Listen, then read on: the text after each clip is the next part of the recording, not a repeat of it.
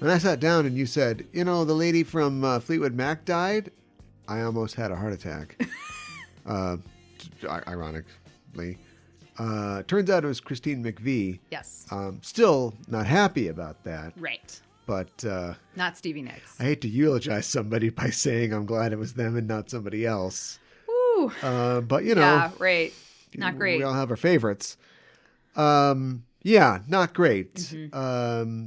Too bad. Yeah. She was only 79. So. Yeah, I don't... they come from an earlier time, don't they? Yeah, that's true. From the land of the ice and snow. It's the wrong band.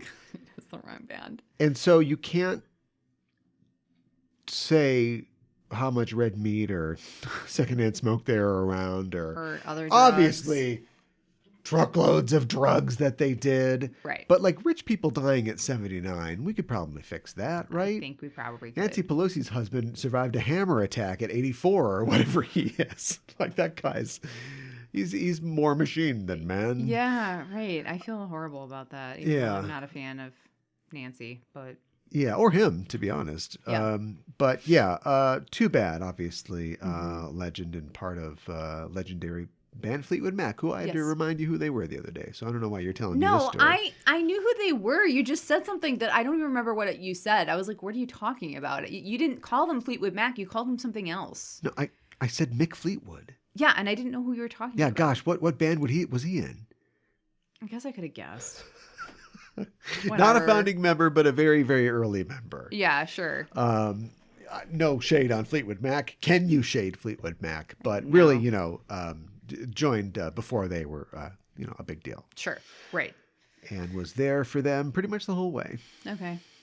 They've had a complicated history, Fleetwood Mac. I don't know a whole lot about them, but I know... My parents were fans of theirs. My dad has like a couple of records of theirs for sure. He has a record collection, which he doesn't listen to. And like, he wants to like take it and make it MP3s and stuff like that. And break it. But he hasn't done that yet. I'm not taking it. Anyways, I don't know a whole lot about them, but they're very popular, very successful, and some of them dated, and it was super complicated. That's what I know about Fleetwood Mac. Rumors. Yeah, right. No, that really happened. Yeah, okay. It's a Flight of the Conchords joke. I do like them, so take that. Yeah, right. And like any group that's had 48 albums, there's a good part, and then there's a lot of other stuff. Yeah. But they really changed things, I think, musically, and had an effect that has lasted for a long, long time. Yeah. And she was a huge part of that. Yeah, for sure. She had a band called Chicken Shack before she joined up. Oh, Lord. I don't know how I feel about that name. Chicken Shack, baby! Yeah, it does kind of sound like that. You come up with a band name. Wolf in the Chicken House. I don't know. That's what I think of when you say chicken. Wolf Chicken Shack. Do you mean like a fox in the hen house? Yeah, that's what I meant. Oh, but you've got a twist, and it's Wolf in the Chicken House. No, not a bad band name. You come up with good band names all the time. Yeah, here's a great example. What? I don't have any queued up. Oh, okay. Sorry, I put you on the spot. Yeah. Well, I feel what would I even do with that? I don't know. I feel like we were kind of put Throw on to the band names. Yeah, I feel like we were kind of put on the spot this week, and I feel like I kind of did that to us. And up front, I just searched through my notes. Yeah. Because sometimes I write down band names. Yes? What'd you find? There's only one, because I switched note apps, so all the good notes are in another thing. But the one thing that I thought I needed to write down was crotch desserts. Oh, God. That's gross. That is so gross. And that's not even a play on words. Like if it was bust desserts or something like that. Why crotch desserts? I don't know. Oh, my God.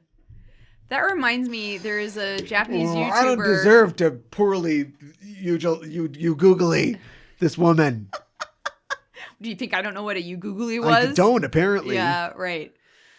Yeah. It's been a rough week. It has been a rough week. It's always a rough week. When is it going to be a smooth week? I don't know. We're taking a break from Yeah. some of our shows. We finally reach our Halloween holiday break. Oh, maybe it's Halloween. Maybe I'll know the difference once we have a break. Yeah, right. A little bit of respite. I don't mean to complain on air. Don't laugh. I don't mean to complain about the ins and outs of the show on air. I know that it's my job to complain on air. Yeah. But yeah, it's been a rough one. Whew. Yeah. And I want to apologize up front for suggesting that we watch Willow. So oh no, you gave it away. I did give it away. That's not the only thing we're talking about this week, but that's part of it. I can't believe you gave it away. Yeah, we watched the first episode of Willow. That may have been a mistake. Okay, so all right.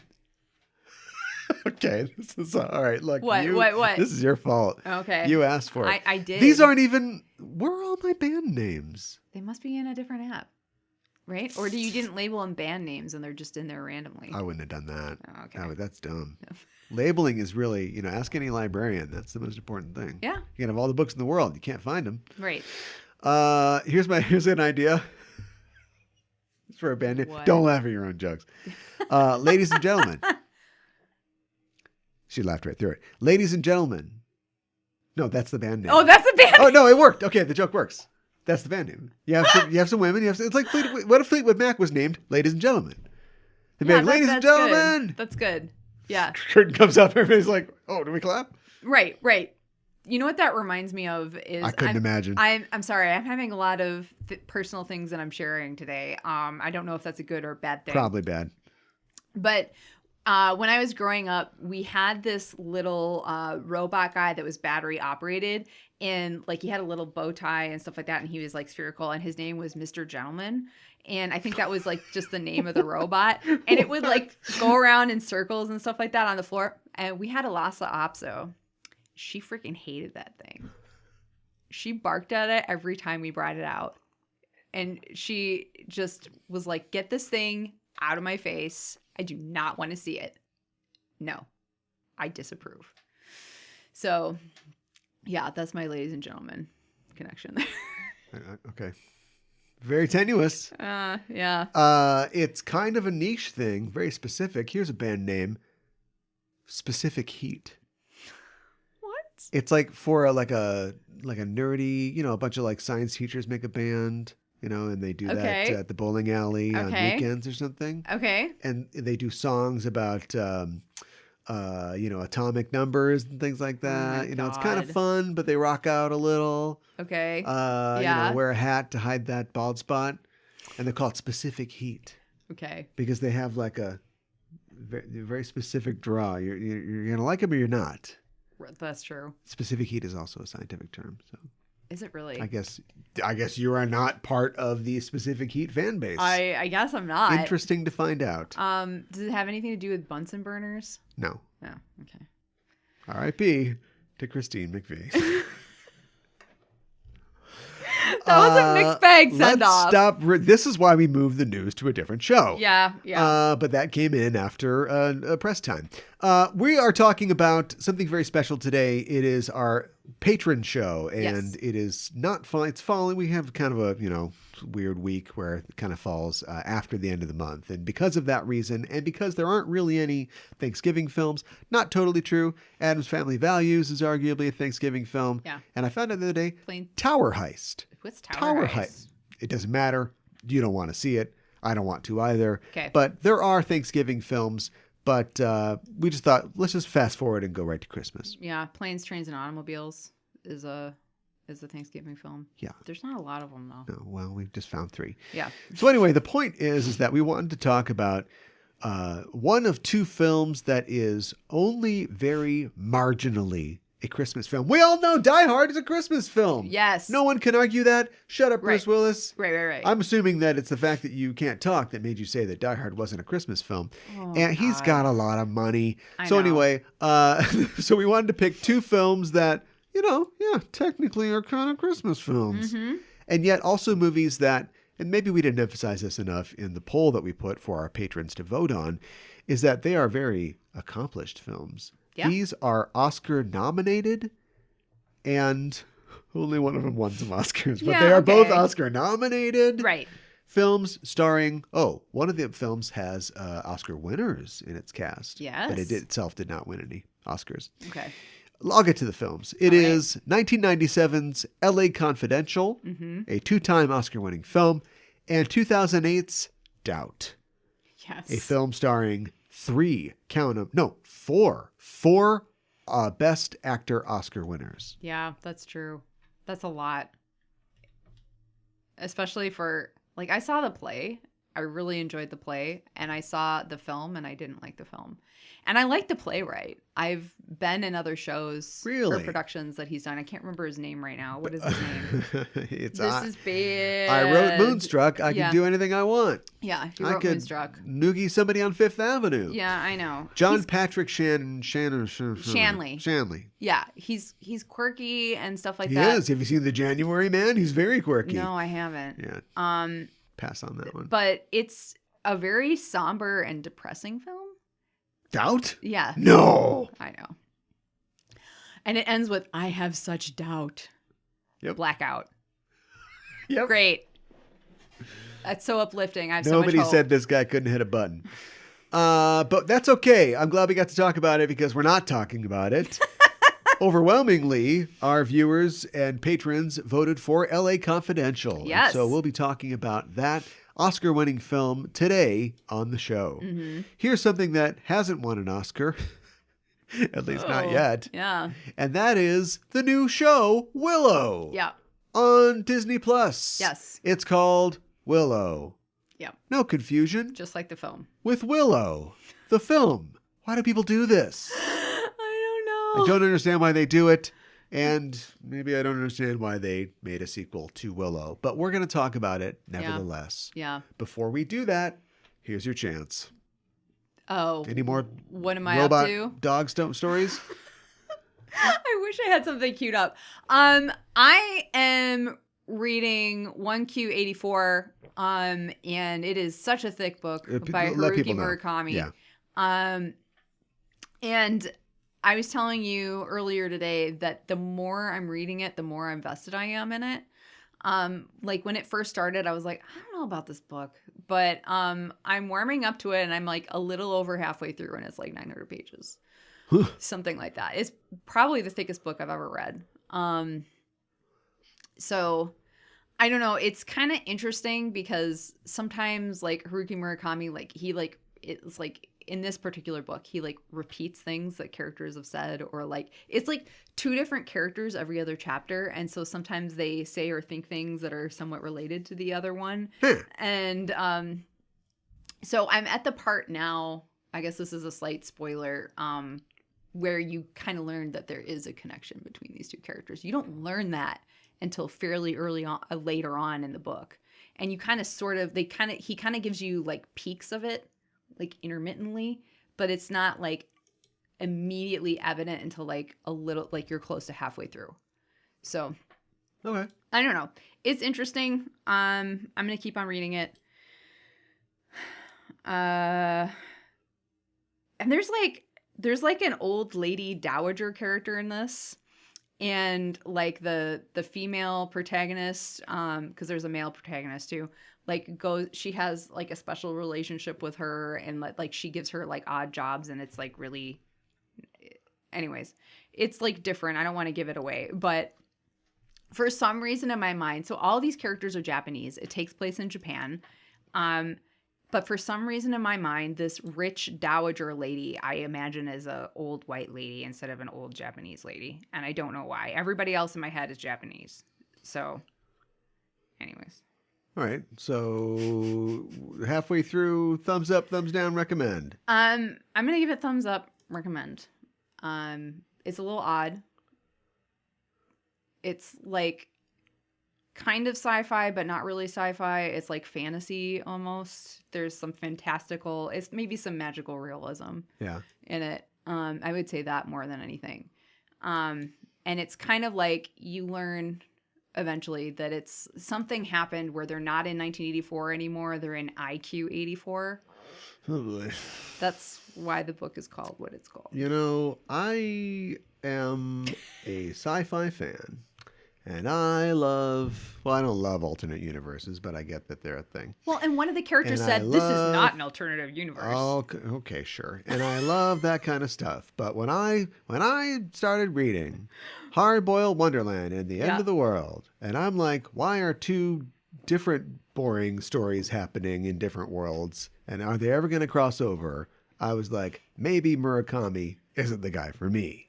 Yeah, this is very similar to that, I think. Okay. So maybe it's a skip for you. Only a lot longer. Check it out. I wanted to say that something that I've been spending my time doing is playing... Why am I laughing? I don't know. Is playing Assassin's Creed video games. Yeah. Because on another podcast that exists in this universe, on this network called Backtracking, we are looking at the connections between media, pre-extant media, and Star Trek episodes. Which, it's just the way you make TV or art sometimes. You draw inspiration from other things. And so there are many films and TV shows and movies and real-life events that have inspired Star Trek episodes. And there is specifically a type of Star Trek episode generally involving time travel, sometimes involving the holodeck or alien imposters. But it is essentially hanging out with famous people from the past, sometimes fictional characters like Heathcliff, or not the cat, of course, or that'll be on Lower Decks. Right. Don't joke about that yet. Or Sherlock Holmes, sometimes real people. Yep. Like Abraham Lincoln. Right. Real thing. Yep. Or Leonardo da Vinci. Yep. And so my co-host on the show pointed out that there's another, even arguably more popular form of entertainment, intellectual property that has made this their entire bread and butter, and that is the Assassin's Creed series of video games. Yeah. And so even though there probably isn't any direct inspiration, we're going to talk about the tropes of fiction that are, and I'm going to have to look it up. I don't know if there's a term, but the hanging out with famous people fiction. There should be a term because I feel like you see that in a lot of media. Wishbone? Definitely wishbone. What? I can't think of other things. Does the Magic School Bus ever talk to anybody, or do they just invade their bodies without their permission? Great question. I don't know the answer to that. Well, anyway, Peabody, Mrs. Peabody, and the guy. Oh yeah, Dr. Peabody. Yeah, that's a good one. Sherman and Dr. Peabody. Yeah. Gosh, I can't think of anything else. Where's his degree from? I don't know. Well, there's Abraham Lincoln Vampire Hunter, if that counts. I don't know if that counts. No, it does not. Let's not count that horrible movie. So I don't want to stroke your ego or anything, but be my guest. Just to the listeners, if you don't listen to Backtracking, why? Because it's a really good, interesting show, and I think that you and Gooey have very interesting conversations, and I really enjoy your comparisons. Well, thank you. Just to dig down a little bit and pat my own back. Yeah. I've been taking that yoga class. It's not, if you have even the casual, layman's understanding of Star Trek, or like people my age or even maybe a little younger, grew up watching Next Generation, like we all did. Yes, we all did. You're probably going to enjoy this show. We rarely go so deep that's the guy with the alien. Now remember, in issue 53, it's not really that. We explain what happens in the episode if you haven't seen it, but it's easy to watch Star Trek episodes wherever. It's probably Star Trek episodes that you remember from your past. Probably. Often we talk about the movies, including the new Kelvin movies, and so there's something for just about everybody. I think so too. With Backtracking. Yeah, and I think it's a really good idea for a podcast. All right. So, well, there's a little commercial. Yeah. Something in you. I'll give you a check later. Thank you. And let's get to our subject for this episode.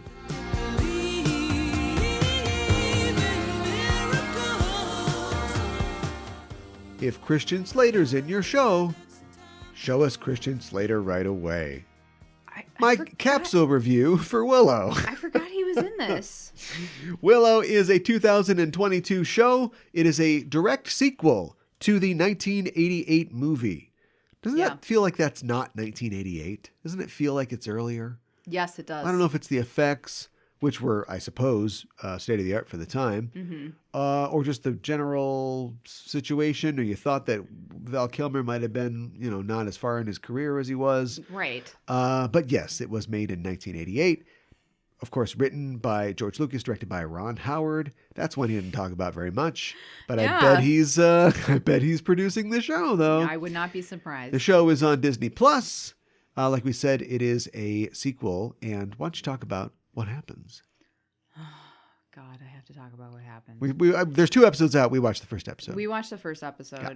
So, God, help me with names. I will love to do Val Kilmer married so-and-so. I don't know. What's her name? I don't know her name. Oh, okay, all right. So he married... Man, I literally don't know her name. The character from the film. Sorsha. That's Thank you. And they became rulers of this land. I don't know. I don't remember if that happened in the film or not. I don't have a very good memory of the film necessarily. More or less. Okay. So she's like the queen, and they have 2 children together, a prince and a princess who are spoiled brats. And for some reason, dad is not around because Val Kilmer is, I don't know, but they're like, he's not dead. He's just not around, and he just left one night. Like, he went out for cigarettes and never came back. The less time you spend on Val Kilmer, the less chance you have of talking about Val Kilmer more than this show does. I'm sorry. I'm just really mad he's not in it. Val Kilmer's not in this thing. And they keep talking about him. And they talk about him like he's going to be someday. So I guess you can look forward to that. But stop talking about Val Kilmer. He's not in this. Okay. Anyways, so the princess likes to sword fight, and she's really good at it. And she has a friend who she sword fights with who's a woman. And they telegraphed very early on that they were romantically involved somehow, and we don't know if this is early on in that relationship. We know they're like best friends. Couple questions for you. Number 1, are you a mad, angry man? Then don't stop listening. Yeah, I know. If you're not, did you like She-Ra but wish there was more making out? Yeah. I think you're in luck. Yeah, right. Because this is just live action She-Ra. It is. It's also like trying to be Game of Thrones plus Lord of the Rings, which you came up with, and I'm stealing Game of Rings. This is, all right. That's pretty good. Thank you. Write that down. Yeah. This is editorializing. I know. And then the prince is just like a philandering prince. And he's like dressed in like 70s clothes for some reason. He looks like David Cassidy. He does. Yeah. It's really weird. It's like weird flowy blouses and like necklaces and stuff. Like, what is this? Anyways, he is out making out with different girls all the time. Mm-hmm. And like we see him this time, he's making out with some baker chick. All we know about her is she bakes. That's all we know.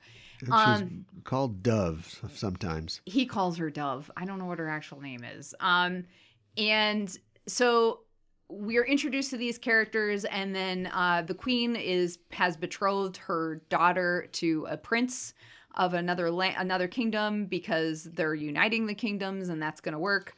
And the princess is not happy about it, and she tells everybody that. And then they get attacked by the antagonists of this show, who are evil because they all look weird and they have big sharp teeth, so you know they're evil. And they attack them, and Mom, who was a badass in the last film, takes out her sword from her magic closet, and everybody's fighting. The prince and princess are fighting. They're all good at swordsmanship, and finally the magical fog dissipates, and all the bad guys are gone, and they realize that the prince has been kidnapped. Oh, no. I know. And this is the instigating circumstances that starts the show. And then we're all in the throne room, and we're putting a party together to go find the prince, because this is the journey that we need to go on. And everybody who is selected for the party goes and steps up on the dais next to the throne, because that's what you do. And so we put this party together, and it's pretty much all the characters you've already been introduced to and you think are going to be a thing. And then they go off on this journey, and then they're out for like maybe, I don't know, a half a day or something like that. And they hear somebody following them. It's the baker chick because she's in love with the prince. And he like said, oh, we should get married. So they're kind of betrothed. And she's like, I'm going to go find him. And she's just got, she doesn't do anything besides bake. And like, she's like, I'm going to do this. Anyways, there's like some magical barrier that's like separates their kingdom from the bad place that's like their Mordor. I can't remember what it's called. And Baker Chick is magical somehow and just goes through it. And she separates from everybody else, and then she meets up with them again. Old guy who's in the party like dies right away, like was telegraphed very early on that he was going to die. It was telegraphed when he said, I'm going to lead this party. Yes. It's like, is the castle wheelchair accessible? Yeah, exactly. It should be. A lot of weird stuff happens. And then finally, at the very end of the episode, we go to the village where Willow is. And we see it. We see a Nelwyn. And he says, I'm Willow. Yeah. And you're like, why are you doing this? No, There's 2 minutes left in the episode. Right. No, he's not. I'm Willow. There's Willow. Why did we hiding, do that? And it was a dumb reveal. Why did we bother to do that? It's so stupid. You know what else is stupid? Me. It's not David Cassidy. He's like a Peter Frampton type. Okay. All right. Like a young Fair Peter enough. Frampton. Okay. But yeah, we finally meet. It's so important. We finally meet Willow at the last 2 minutes of the show. Willow comes alive. Yeah. Oh my God. And it's like freaking named after him. I'm like, why? And like, you made this point. I'm going to steal your thing. Oh, great. But I'm telling you I am. Never seen that before. I know. That like, it's freaking named Willow. I'm saying freaking a lot tonight. We should probably have a Willow in this. Why aren't we starting with Willow? All right, so you did a terrible job of just recapping the plot, and you put all of your commentary in your recap. Oh no, I got more. Now you have to. Oh great! I was going to say you have to be quiet for the next 10 minutes. Yeah, I got a lot of things. That's what happens. You know, when you say it like that, it seems like okay, we're putting all the pieces in place. That's how you start a fantasy show. Mm-hmm. Watching it feels like forever. Oh my God. And yes. That's probably a Peter Frampton song. But like watching it just feels like, oh my God, just do all the stuff. Yeah. This is the most Mad Libs way to start a fantasy show. And when you think about the film and how it begins, and don't quiz me, I'm sure there's a little scene at the beginning where the lady sends the baby away, right? There's something like that, I think right? So. Yeah. But like that's real quick. And then what do? Cut to the Nelwyn village. We meet Willow.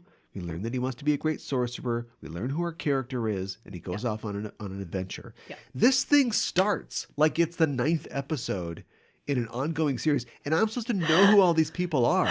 And the thing is called Willow, and I want to see Willow. And I get that Willow became, I don't know, like Willow became, he used magic, but I never got the feeling that like he became like a master sorcerer by the end of the first film. We are told that he did. Well, whatever. Okay. Yeah. In this show, anyways. So you think, well, he's the one returning character except for Sorsha. Yep. So now he's like the sage. And so he's the Gandalf. So they have to wait to find Gandalf. And I'm like, no, I don't care about that. Yeah. If the show was called Gandalf before, I better see Gandalf when you make another show about it. Yeah. It doesn't make any sense to push him into the background. You're just burning an episode where we could have learned in another way over time about these other characters. For all of its many, many faults, I think The Witcher show understood that in that we've got to set up and teach you who Ciri is, but we're not going to not have Geralt around for the entire show. That would be ridiculous. Yes. So I just, that is the first of many, many missteps, I think, in this new show. Yeah. The biggest of which is casting. Oh my God. Nothing like seeing some new fresh faces. Yeah. But all of the new faces are zeros. Yeah, they're terrible. Sorry. Yeah. Bad acting. Not great. No. And they keep bringing that, you know, she's back. Here's why that girl's back.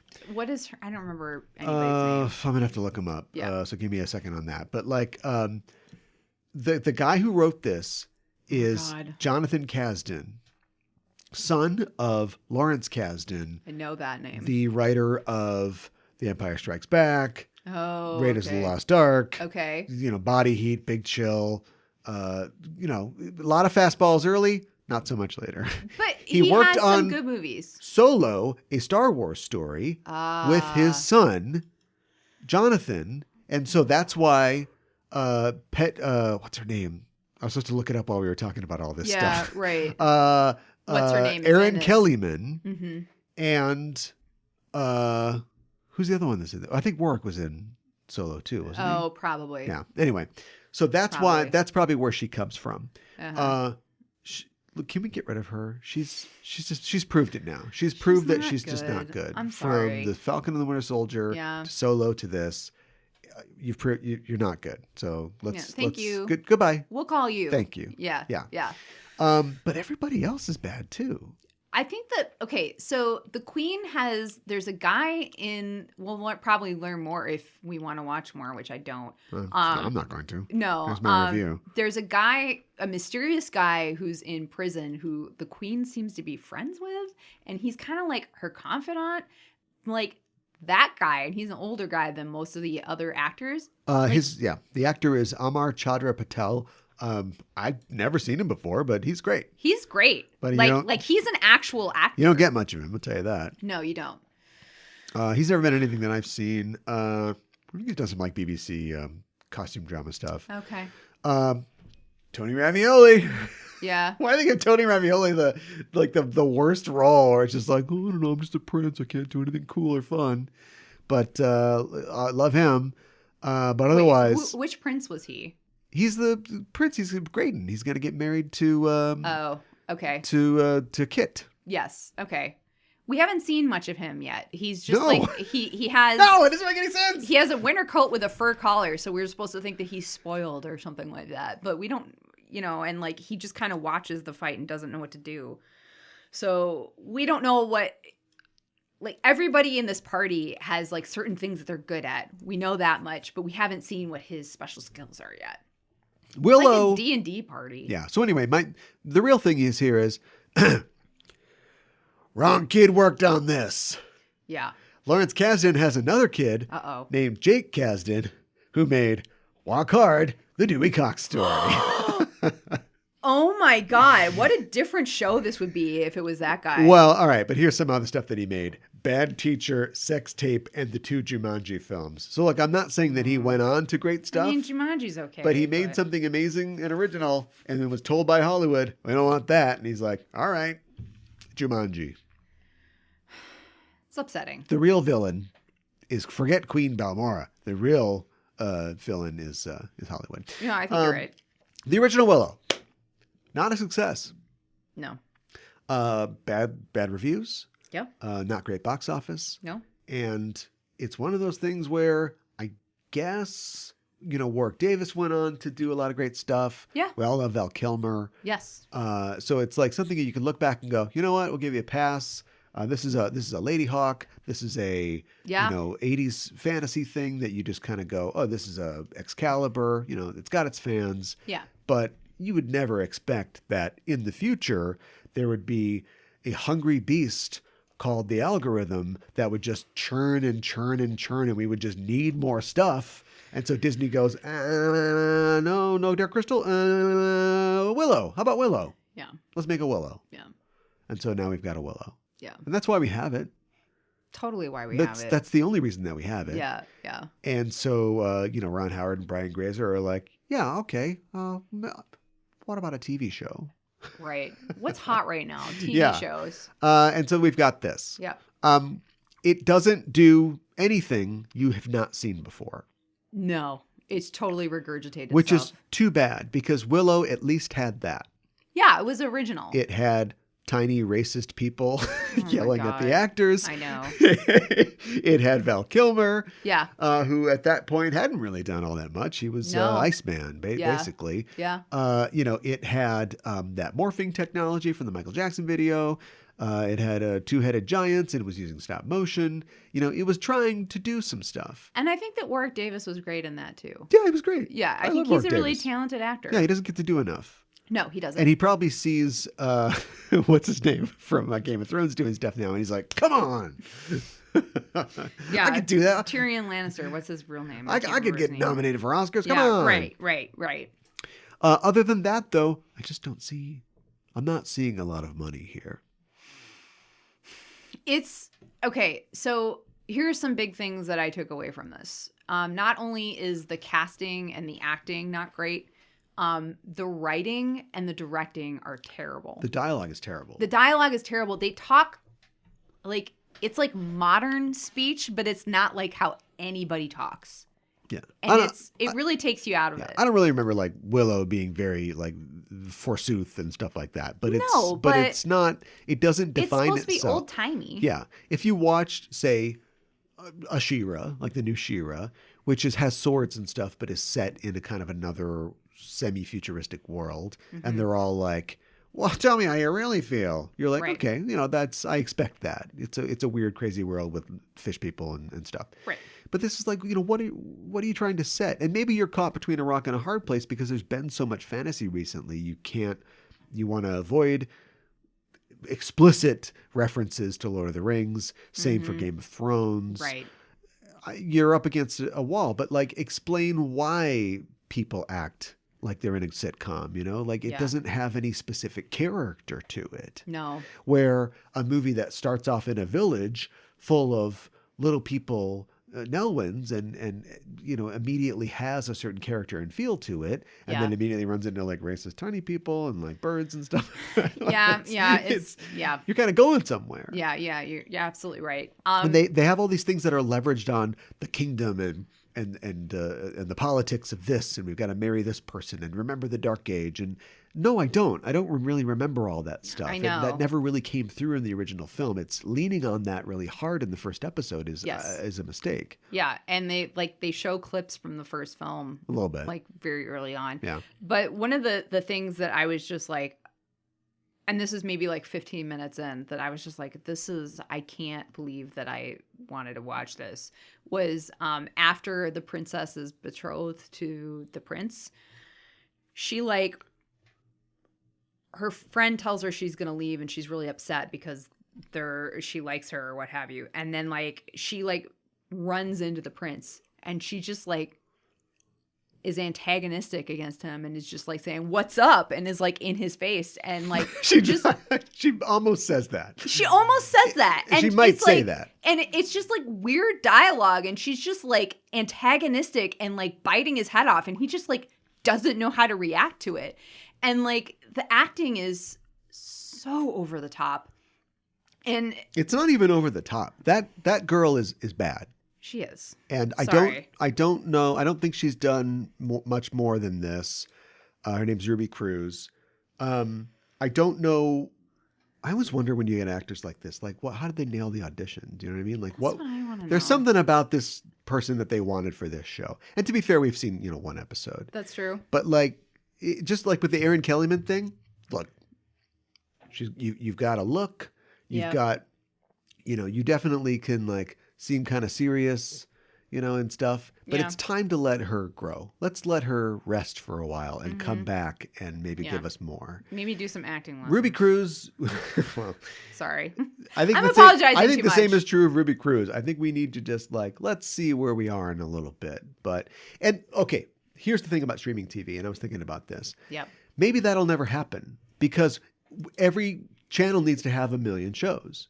There won't ever be a thing where you always hear about Kim Basinger got Batman, but Michelle Pfeiffer read for that role, or Sandra Bullock read for that role, Julia Roberts read for that role. Right. All of these A-list stars all were fighting for this one role, and one person got it. Yeah. Now there's just a million shows, and they all do something, and there is no sense of somebody finding the right role for themselves, or I don't know, going off and doing some stage or something like that, or doing something else. Everybody is just learning on camera all the time now, forever. I think that, so that's a problem. Point. Another problem for the streaming thing is there's no subtext in any of this. So it's we understand, we get right away the Peter Frampton looking brother and the short-haired, sword fighting girl. They haven't even talked, and I know who these characters are. Yeah. But yet when they meet, they have to go, you're always, trying to bake muffins with all the girls. And he's like, yeah, but you sure like sword fighting more than you like kissing boys. They have to go over everything. And I was thinking, I know. I don't want to act like a prick, unless it's for money. But maybe it's too much to ask to have subtext for general audiences. If you are if the algorithm, and I don't just mean like a literal computer program, I mean the way that we make TV now, from the executives all the way down to the writers, designing a show that has to literally appeal to everybody or we're dead. That's the feeling. Maybe you don't feel like you can have dialogue that is about, they're saying one thing, but it's about something else. Maybe you don't feel like you can do that. Now, I'm not excusing them, but I have to understand why we can end up here to have a show that treats its audience like they're not even paying attention, which they may not be. Is this good background TV? That's a term that I heard. Yeah.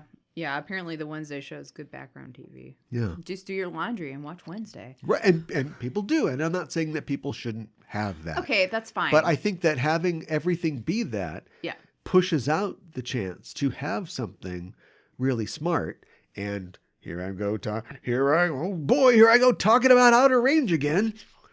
Which I don't even like that much, but it's like giving me just the smallest bit of characters saying one thing and meaning something else, and some depth for you to keep coming back to see what they're actually all talking about at someday. I just don't know why shows can't do that. I don't know why either, especially because I think this is just something that came to my mind when you were saying that. That like I think that shows used to do that all the time, that we're on broadcast TV. And one of the main examples I can think of is like TNG. Like I hate to bring it back to Star Trek like all the time, but well, yeah, I know. You're in good company. But they played the subtext a lot. And I mean, I think that maybe the original Trek did that sometimes, but I feel like TNG really went hard on that. And like you had all these great speeches by Patrick Stewart and everything, and like we said something recently, but like this was one of the biggest shows on TV at the time. And like everybody and their mom was watching this literally. And so is it just because there wasn't much on, or was it that broadly appealing without trying to be broadly appealing? It was specifically broadly appealing because remember, it was a syndicated show. Yeah. It didn't even have a network. Right. So it wasn't like, oh, we're making Manimal. Let's see if people like this.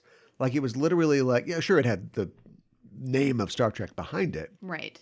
But it had to go out and sell itself to UHF stations, to, late night syndication or network empty spots, regional broadcasters. Right. It had to find its place catch as catch can, and still did, 30 million viewers and like a 18 share on a Thursday night or whatever. Mm-hmm. So it was like off the strength of its storytelling. Right. And that's just, season. I think you and I have talked about this before. Well, when you've got a situation where like, okay, we understand that like the guy in the prison is like the new Mad Mardigan, because why change the formula? We need to have a bunch of sexy teens. Mm-hmm. We got to have that. But we're still going to have like Willow and a Mad Mardigan and yada, yada, yada. And so we don't know about this guy. He was in a prison. We already don't know about this guy. But as they cross the border and they begin to be chased by the animal people of the Outlands, one of them gets near to the guy and he's like, Ted? And he's like, Frank? It was so weird to see the guy in a skull mask be like, what are you doing out here? Right. It's like Deadpool when he's like, Bob? Hey, how's the family? I thought you were dead. Well, here I am. And so we see this exchange. Then they escape. And as they're leaving the area, they're recovering. One of the characters goes, did you know one of those guys? And he's like, oh, I might have met him before. They have to go back over it again like we missed it. We just saw what happened. Yeah, it's not treating its audience as being smart or as like paying attention. Like we got to hammer this stuff in. And then like they were playing like subtext, I thought originally that the princess and her friend might be lovers. And then it's like, it's not subtext, as you were saying, because it's telegraphed. And it's not telegraphed. It just, they kiss. They do kiss. Yeah. I know. Really early on. And then we also get the sense, which goes nowhere, because then she says farewell. And then she leaves, but apparently she doesn't leave fast enough, because then the other girl catches up and she's like, what are you doing here? I'm going with you. Well, I'm standing here because a fight scene's about to happen. Right. It's like, really? And then like when they have the big scene in the hall, and it's like the princess is going to get married to the prince. Like clearly the princess and her friend, they want to tell us this, and clearly they're more comfortable in pants than in dresses, and they're both kind of like squirmy. It's like, why are they both like that? Yeah, right. It's like, just pick one of them to be like that. Or what differentiate. Right. We get like our main character she's sort of tomboyish, if we still say that. I can't keep track. And like she's not really comfortable. Now the other character who is her roommate and we get what's going on here is also like that. But what if she was, in addition to being ironically, unlike the princess who is trained to this life, what if she understood better, like courtly actions, you know? Right. What if she was comfortable both in pants with a sword, but also like going to a gala, and she's like, no, this is part of the training too. Like, what if she had that? They're just kind of the same character. They are. And that's what I don't like that. Spoilers for the end of the episode and for the future of the series, but we find out that like Muffins is the baker chick, is the baby from the first movie. She is the magic lady, the key. Yeah. And they kind of tease that it's going to be Aaron, what's her name's thing. I thought so. Completely obviating. Why is she even in this show now? She has no reason to be in the show. You completely eliminated her as like being important at all. I know. And now Baker Chick is importance is like level up. And it's like, oh, she's like a magical girl. And it's like, why? Yeah. I don't like her. I'm sorry. So we don't like this, and we're honest about that. And we've told you why. Yeah. I want to take, hopefully not too much time, to explain why this show is a perfect example of why criticism is completely broken in this day and age. Right. Now, first of all, forget citizen criticism. You're not going to get it. It doesn't exist anymore. And I'm looking at Metacritic here. From the time that we discussed this earlier today, It was today. It was earlier today. Yeah. To the time we're talking about it right now, this is the evening, the user score went from 1.5 to 4.5. What? Now, 1.5 out of 10 is bad. Yeah. So is 4.5, but that's 3 whole points that it jumped in 6-7 hours maybe. So it is so fluid, and it doesn't matter. Now, people, this is, it came out on Friday. People are watching it over are the doing weekend. stuff, they get Sunday afternoon, they watch it, and then they go respond to it. But it was review bombed this morning. Yep. Now it is kind of bouncing back. And I'm not even going to read their reviews because you understand what's going on here. Yeah, I do. There may be some good actors who are trying to say something about a thing and feel like they have an audience, but most people know. Here are the quote-unquote real critics. Oh, God. And I'll give you I'll give you a snippet of the summary. You've got, you know what? I'm not even going to say the names of the outlets because it doesn't matter. Okay. You've got 100%. And they say, Willow is a rare treat, the fantasy answer to Top Gun Maverick that gives fans everything they want and even more. That tells us absolutely nothing. Yeah. Also, a completely specious comparison. What the hell does it have to do with Top Gun Maverick? Nothing. Other than it's the reworking of a property. Yeah. Here's another one. We finally have a sequel. Oh, that was 100%. These aren't really percentages. It's Metacritic, but they're out of 100, so it's 100%. Yeah. Here's 90%. We finally have a sequel that continues the Willow saga with the heart and soul it deserves. Instead of wallowing in grimdark imagery or losing itself tripping over mystery boxes, it embraces the joy of the material. I mean, I would agree that it doesn't have mystery boxes. It gives everything away in the first episode. Yeah, it does. Yeah. So that's a good thing because I've watched 1899, which was full of mystery boxes. We finally have a sequel that continues the Willow saga. Was anybody clamoring for this? I don't know. Well, in the premise of this interview or review, yes. Here's another one. This is 80. I still wish that Willow were... You don't refuse. It's not like a band, is it? It's not plural. It's just Willow, It's just Willow. Anyway, whatever. I still wish that Willow were as consistently electric from the start as it becomes from the 3rd episode onward. Thanks for telling us the first 2 episodes are bad, like every streaming series ever. Yeah. Then again, if it takes a couple episodes to find its greatness, perhaps the story's spirit dictates that is as it should be. As if you're making an excuse like the characters who will level up to be badasses by the end of the show, it's okay that the story is boring at the beginning. I disagree. I also disagree. Here's another one. Oh my God. This is a 70. That was 80. This is a 70. In lesser hands, this could fall flat on its face, so it's a pleasant surprise to find out just how easily it all goes down.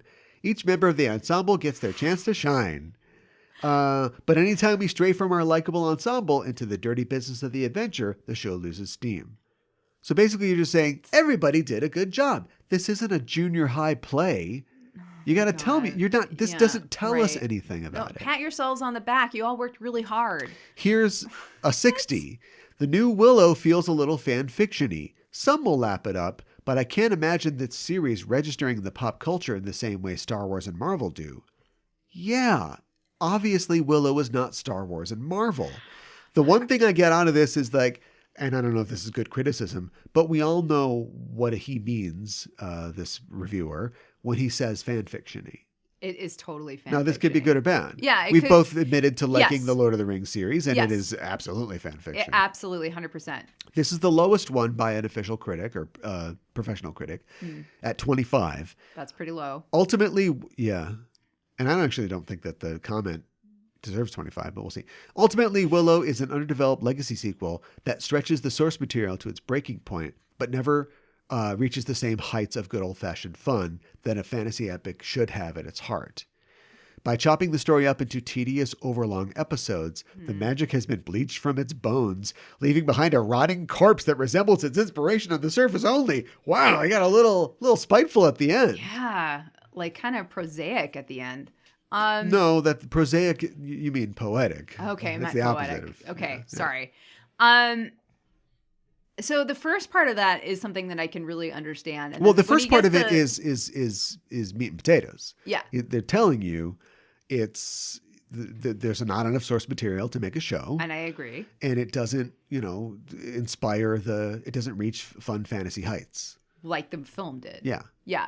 And I also agree. And also like breaking, this is a criticism I think of all streaming shows, breaking it up into tedious, overlong episodes. Yes, because then it's just a really long movie. And this really did feel, and you essentially said this earlier, but like they were just like stretching it out. Like, let's stretch out the story. But every let's one stretch of out these the exposition. Yeah. Every one of these reviews like contradicts each other. It's super exciting.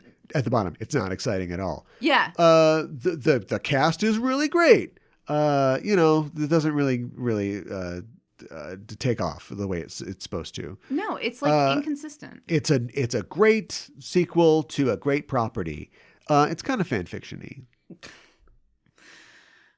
I know. Like, did some of the checks clear and some not? I guess I'm jokingly doing that thing where reviewers are paid off to say good things or whatever. But how can so many people say it's like looking at the Mona Lisa and saying like it's a woman smiling, it's a dog, it's a sunset. It's like you guys aren't even looking at the same thing.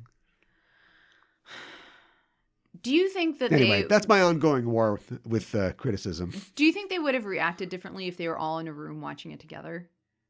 I mean, clearly they all the reviewers get early copies and watch it on their own, and I think that's what reviewers do. They go to screenings and they. Yeah. I mean, not with a TV show, but. Right. Anyway. This was frustrating to me. I wanted to like this. I think I was excited when I saw the trailer. I was like, I'm cautiously optimistic. And then actually watching it, I was like, oh God. This does not bring me to the heights of... No. And it's honestly, for me, this was painful to watch. Maybe somebody else would enjoy it. One of my sisters watched the movie in preparation of this series coming out, and she really is enjoying the series so far. So look, I'm not saying 100% don't watch it, but I have to say this is not for me, and I will not be continuing. I don't, if you read, let's say, I can't pick anything specific. I don't want to seem like I'm picking on anything. If you read like a fantasy book, and it was about a hero who found a sword and then realized they had a destiny. Of course. And they went out and found, a road of trials and so on and so forth. You're like, that's pretty good. Yeah. Then you picked up another book, and it was about a hero who found a special item, and they had a destiny. And they... I know. Do you know what I mean? Yeah. For me, I'd be like, what else you got? But a lot of people are like, I like heroes who find a thing and they have a destiny. And Yeah. I don't care that they're exactly the same. I mean, I can be kind of that way with books. I like a lot of, and this is just something that I like, and I don't care. This is the one concession that I will make to subjectivism. Yeah. Yeah. I like. And that, no, I haven't made it yet. Okay. Sorry. And that is, I get that that's a thing and people are attracted to that. Yeah. But if you listen to me for reviews and opinions, remember that I want something new. Like Third Eye Blind. Yeah. I have seen, and I do a lot of crystal meth, and I have seen all of these things before. And if you can show me something that I haven't seen before, I'm like Vince McMahon meme. I know he's a terrible person. I become very interested. And then at some point, my eyes roll back in my head and I fall over. Right. Of course. But how are we going to get there? Yeah. Willow's not going to do it. No, it's not. I mean, I like a lot of fantasy YA books, and a lot of them are very similar, especially if I like ones that are written by women. So it's like strong female character realizes she has some sort of destiny or quest or something like that, and yada, yada, yada. And like the yada, yada, yada is the part that I got a problem with. Yeah, I know. Some romantic interest, most likely. I don't know. Fairies. I like fairy books. I don't care. You make fun of me for it. Right, but what's the best fairy movie that you've seen? Not supposed to be talking about this. Talk about it like I honestly can't think of a good fairy movie. Okay, well, I like the books, but like I don't feel like they have really captured it well in film or TV. There's like the Seelie and Unseelie Court, and I find that really interesting. Yeah. What about you? I saw Pan's Labyrinth. That's kind of fairy. I guess I didn't. Yeah, me too. That's really not for me either. Sorry. Me too. I guess we're talking about other things that just aren't for me. Well, here it's hard to capture things sometimes. Mm-hmm. We've laughed. Oh, how we've laughed in the past about how, a Neil Gaiman story? You mean a kind of like unassuming, hapless man who meets a magic pixie dream something and takes him through a portal to a world of adventure. Yep. Right? Yep. But somehow he varies the situations, the stakes, and the tone, and I don't know, the mythology that he's borrowing from. Yeah. To make it, I feel like usually it remains engaging. But whenever Hollywood tries to take his things and they go, oh, it's a fantasy, I got it. And they stick it through the cookie cutter, and it turns out the same. I don't love the book Stardust, but I don't love the movie Stardust. The book Stardust has this almost like Terry Pratchett-ish self-awareness and kind of, what's the word I'm looking for? This kind of like tongue-in-cheekness about how it's telling its story. Yeah. There's a lot of things going on. People are getting their throats slit and bad stuff's going on. Mm-hmm. But it's just almost kind of like, oh, well, it's just kind of like this easy, carefree way of telling it. Yeah. And I think they kind of tried to do that with the movie, but it just becomes like an adventure movie. And that's not what it's about. No. I get what you're saying. I really enjoyed Stardust as a book, and then I was excited about watching the movie, and I think we were watching it together, and it was just so terrible we had to turn it off. That sounds like me. And I kind of like have remained slightly curious about it. Maybe I'll watch it on my own sometime, but I don't, even though I think it probably is actually not great. Sometimes I watch things that are not great. Like I watched Wheel of Time. That's our review of Willow. I watched all of it. Stardust is not great. Willow is currently playing on Disney Plus. Yep. The first 2 episodes are available to stream. I burn my muffins. I never burn my muffins.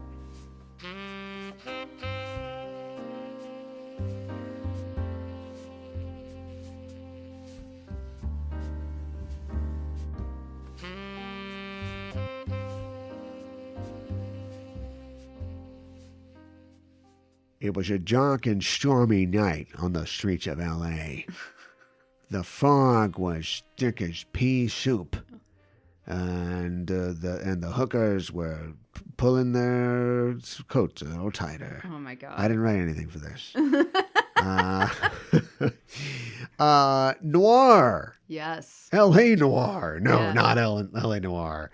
That's the one thing. Like, if you could say, erase LA Confidential from history, it would also erase LA Noire, and that might be good for everybody. So would I be willing to make that? That's my Sophie's choice. Go back in time, bonk Brian Hegeland on the head. Actually, a lot of people want me to do that. And there's no LA Confidential, and then there's no LA Noire, a game that ruined a lot of people's lives and is terrible, and they keep re-releasing for different systems and telling you it's better, and it's What's not. his name from Mad Men was the main guy in that? I can't remember. Well, it gave him a job, I guess. Yeah, but I don't think he really did much after that. Well, it gave him a job, I guess. Anyways. Yeah, a lot of TV actors do these things and then they never show up anywhere again. I'm worried about the Fallen Order Last Jedi guy. I'm a little worried about him too. Shameless is wrapped up. Yep. Now he's just a computer man. I mean, in a computer land. They're doing a sequel to Fallen Order, sure, right? Right. So he's got another job. Okay, well then if there's an LA Noire 2, Aaron what's his name will be just fine. Okay. All right. LA Confidential is a movie that came out in 1997. Do we just do it right now? A recap? Do we just talk about Kevin Spacey right now? Oh, yeah, let's get out of the way. I have not watched a Kevin Spacey anything since the Kevin Spacey stuff, which I know pre-existed before LA Confidential came out. Right. But like knowing what we know. Yes. And I don't know if this is like resentment talking, but is he that great? I got to tell you, he's not bad. He's not bad. Yeah. He is bad. But I mean, his acting isn't bad. Isn't bad. But it's amazing how little he gives you. Yes. And look, compared to people who overact or try their absolute hardest and give you nothing, see Willow review. Yes. It's incredible what good actors can do with so little. Here's another actor from the same movie who's doing just as much. James Cromwell. Oh my God, James Cromwell is so good. He is. This. I'm just going to assume everybody's seen this movie. He is spoilers for this the movie. most evil person in the world without ever raising his voice, swearing, or doing anything. And it's such a diabolical. Oh my God, it's such a good twist. And he's the pig farmer. He's Farmer Hoggett right now. It's 1997. I know. Nobody knows who this guy is. I know. Unless you saw Hot L Baltimore. Right.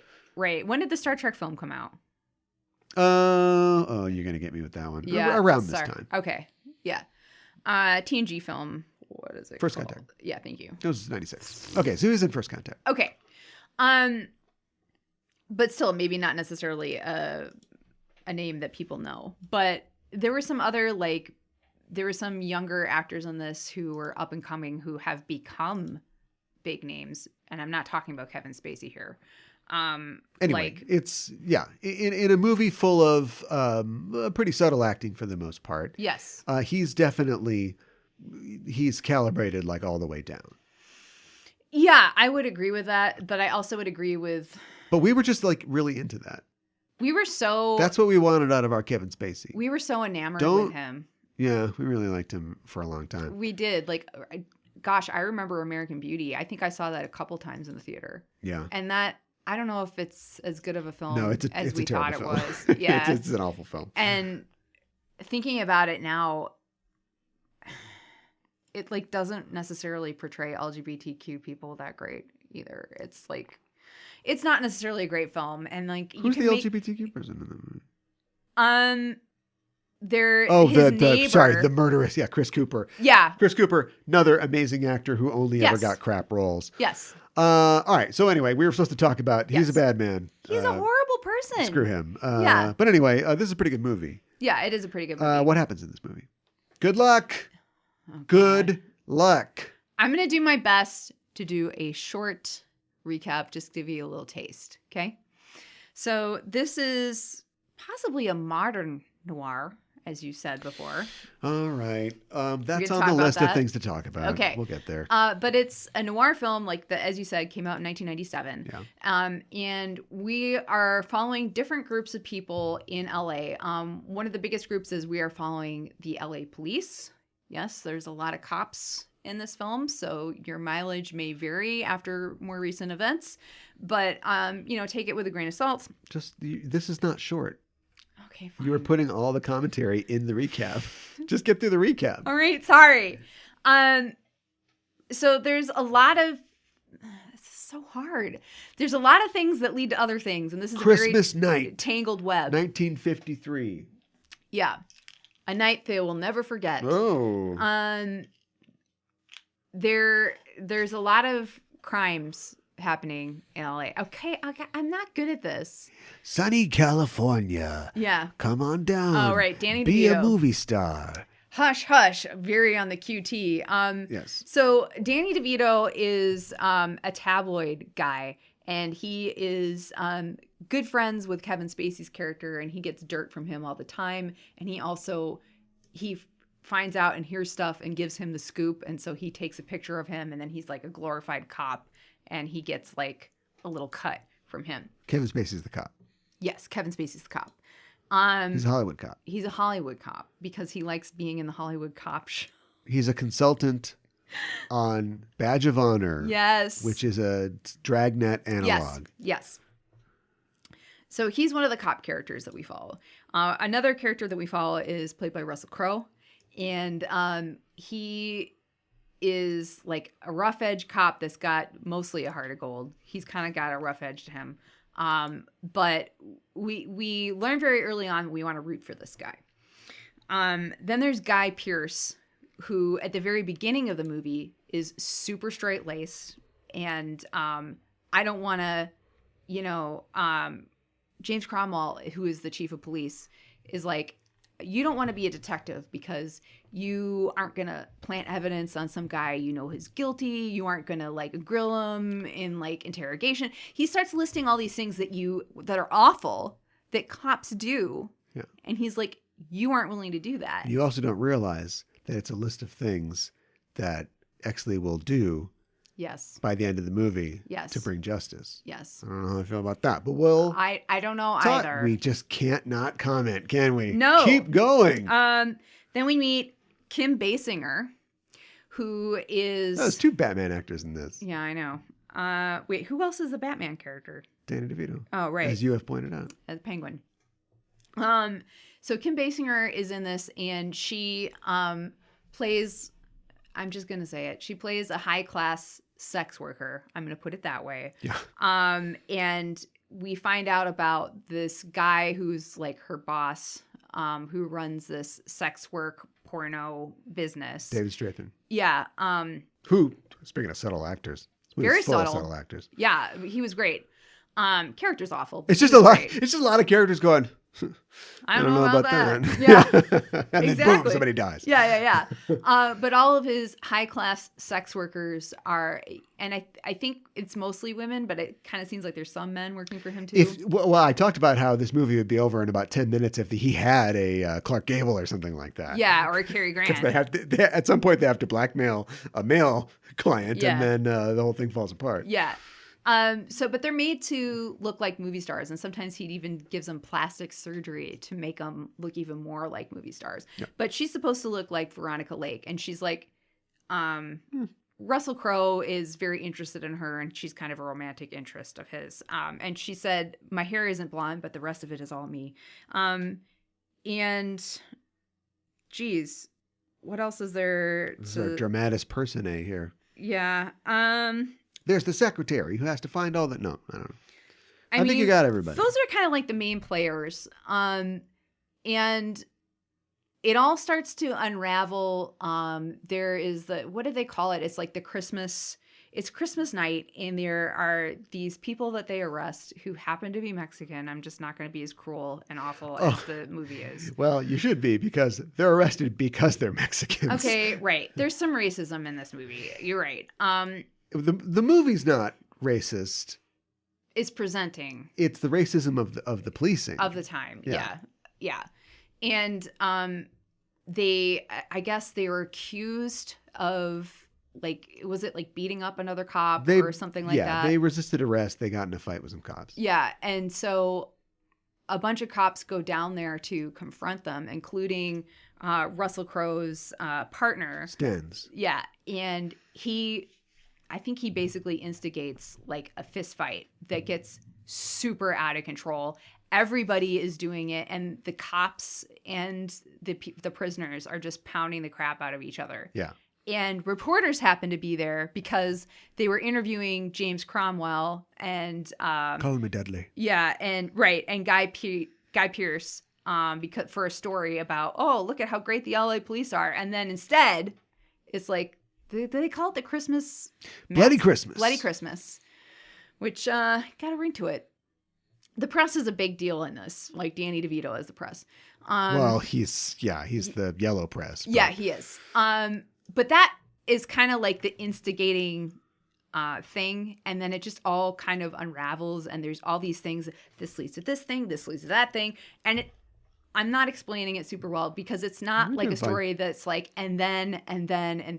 It's just this is like a story that's like tied up in knots, and it's like dominoes. Yeah, it's really about there's something that happens at the beginning. I'm going to tell you, so it's all based on the real life fall of gangster Mickey Cohen. Mm-hmm. Who ran... I forgot that part. He was LA's Al Capone, essentially. Yeah, and real like guy. Capone, he's taken down by not paying his taxes on his legitimate businesses. Right. And in his wake, in the vacuum of his loss, it starts kind of a gang war. Yep. Between the rackets.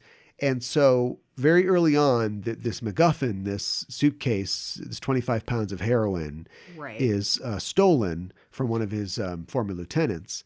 And then it disappears and never really comes back. But it's talked about in whispers. But it's talked about, yeah. And it isn't until later that we learn that almost everything that has been happening has been orchestrated by just about every character we meet, all working together behind the scenes to try to, turn this heroin into money and fill the space of Mickey Cohen's absence. Yeah. And it isn't until, very, very late in the game that our three protagonists,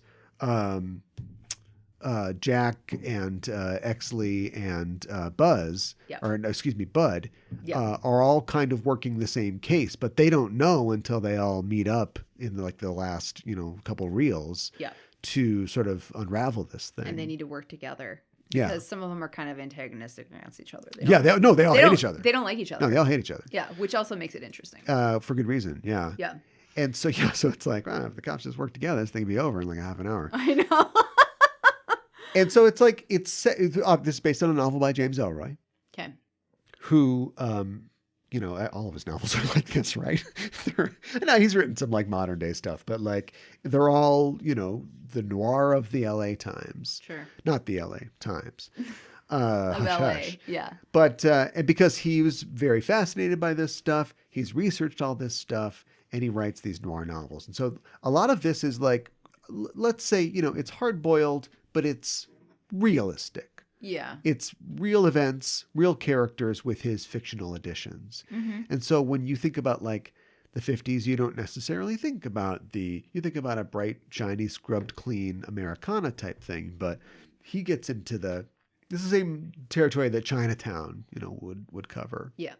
The fact that like there was a lot of poor people, there was a lot of racism and a lot of non-white people, suffering under the lash of the LAPD. And we see that in this film. And it seems like LAPD can never keep its scandals straight. But this was also a time when the LAPD, in the wake of fighting the gangs and stuff like that, were looking to rehabilitate their image. And so the things that we see at the beginning with finding somebody like Ed Exley, who is the blue chipper up-and-comer child of a LA cop, trying to promote people like that to improve the image of not trying to change their policing habits, not trying to engage in community development. Or education at all. Right. Just, polish the apple and make everything look good. Yeah. And so that's all historically accurate, which is why now I come to you and say, is this a neo-noir or is it just a noir? I feel like I don't know how to answer that because I know what noir is. Yeah. Let me put it that way. I feel like I have a pretty good definition of what noir is. I'm a little foggy on what defines neo-noir. Well, I think a noir would just simply be a film that, outside of being cast in black and white. Yep. That would involve, both physical lightness and shadow and also moral lightness and shadow. It would feature a character who is some level of tarnished, but is generally good. Yeah. It usually involves crime, usually involves double crosses, often has a femme fatale. Yep. A neo-noir would be something with those trappings, but probably with some kind of subversion. And so I think it's a neo-noir then. Well, okay. Then I'll ask you another question in a second. Okay. Here's a great example. I think Christopher Nolan's movie Insomnia is a neo-noir. Have I seen that? I don't know. I hope so. I don't know if I've seen that. It's pretty good. Okay. The reason it's a neo-noir is, well, obviously the literal inversion of dark and light. It is Al Pacino goes to solve a crime in a town in Alaska where it's light for 6 months out of the year. Yeah. And the light is a metaphor for the guilt and persecution he feels about some stuff that he's done in his job as a cop. And so that's like sort of re-examining the tropes of noir. The bad guy in it is a noir novelist. And so he is like using the tropes of noir to sort of design how he's going to try to get away with this. So that's very self-conscious in that Christopher Nolan meta filmmaking kind of way. Like, I just think that this, familiar, I know this was shot in 1997, but yeah. I just think it's a straightforward noir. I don't think there's any twist to it. I mean, I guess maybe there's not. I mean, there's like the twist in the reveal of James Cromwell, but you might get that in actual noir. Oh, as there's well. probably bad police. Yeah, there's bad police in noir. I think that you... Kim Basinger is like a femme fatale. That's how they kind of write her, except like she doesn't.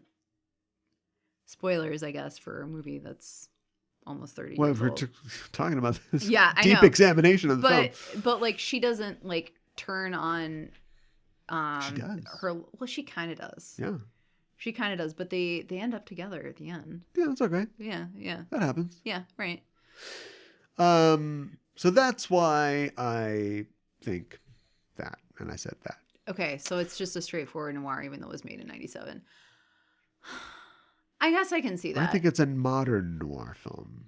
Yeah, I mean, it definitely is like looking back at that time period and kind of critiquing it a little bit outside of it. Now, if it was made in 2022 and it was done with a self-consciousness beyond just the criminals are bad, but sometimes the cops are bad, and was speaking to our current understanding of the problems of modern policing and commenting on that self-consciously in the 50s setting, it might be neo-noir. This film shows us bad cops. Yeah. And a lot of bad policing and a lot of bad apples. Yep. But it still tells us that there is somebody like Ed Exley or Bud, the abuser, the maniac white. I know. Who can go, no, here's the right thing to do, and we're going to do it. And it doesn't talk about, Ed Exley suffers. He's following the rules by the letter. He's refusing to even, submit to the most quote unquote innocent corruption of like, here's $10 for taking care of this for me. Yeah. And yet there's no, and then he sees persecution for that, but he does one thing and then suddenly all the cops are on his side. And so there's he very unrealistically completely sheds the very real persecution that whistleblower cops face in our modern time. That's a really good point. Because there are actual whistleblower cops, and this is an extremely permeable blue wall. Of silence. Yeah. But the movie, to be fair to the movie, is not trying to actually really address that. No. So as far as it being propaganda, I don't know if it's propaganda because the cops are literally the bad guys. Although some good rogue cops do solve the problem. Right. And as they're solving the problem at the end, when they go, the night owl, made your whole career. You want to tear that all down with a wrecking ball. Want to help me swing it?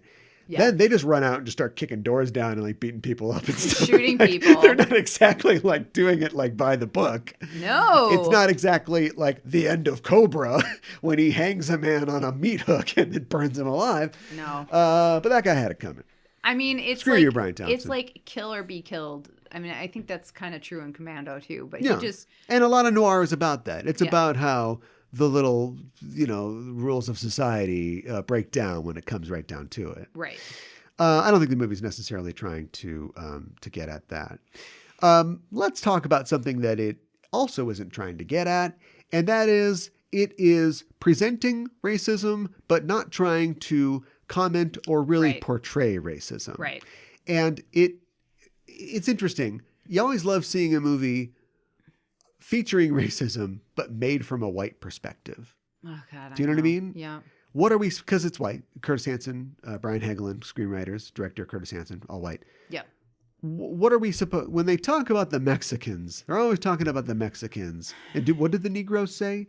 Yeah. And those, to the credit of the characters who are the actors who play those characters, the Mexican characters, I don't know if they're citizens, they're called Mexicans by the cops, and the African American characters, they are played as three-dimensional characters. Yes. Do you know what I mean? Yeah. Those are interesting characters. Yes. Now, apparently they are cruel rapists who I'm being asked to, in 1 second, sympathize with.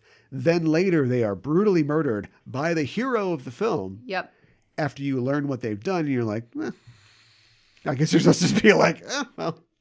It's hard to feel. Nobody goes to the funeral for those guys. No, it's hard to feel a lot of empathy for them because it's like the way it's really frustrating. The movie exists at an interesting intersection between where we might have a little for a movie that's trying to be real, we might have a little more sympathy. We might learn a little more about them because they are positioned in this spot where Exley goes in to interrogate them, and we see at this point before his kind of turn into like, all right, I can't just be by the book, this horrible politician, but he's a shark, and he just divvies them up. He serves them up on a platter. He does. And he turns them against each other. And we watch, how if we saw this in a cop drama or just let's say a crime drama where we sympathize with the villain, we would feel like this is some Vic Mackey shit. Do you know what I mean? Yeah. And you're supposed to be like, Jesus Christ, what are you doing? It's awful. Right. But then right after that, it's like, oh, they just,